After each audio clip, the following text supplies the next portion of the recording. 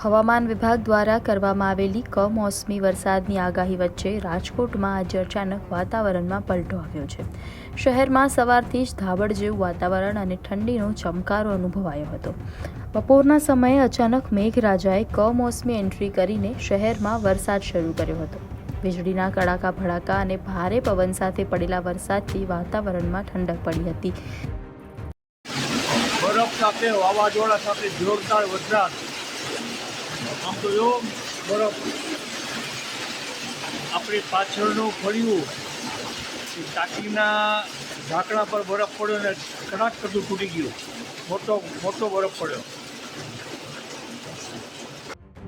અને સાથે મોટા કરા પણ પડ્યા હતા।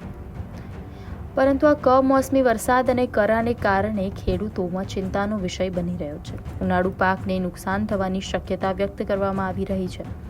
ઉનાળાની કાળઝાળ ગરમી વચ્ચે આવેલા વરસાદથી શહેરવાસીઓને તો રાહત મળી છે, પરંતુ ખેડૂતો માટે આ સ્થિતિ મુશ્કેલી ઊભી કરી શકે છે।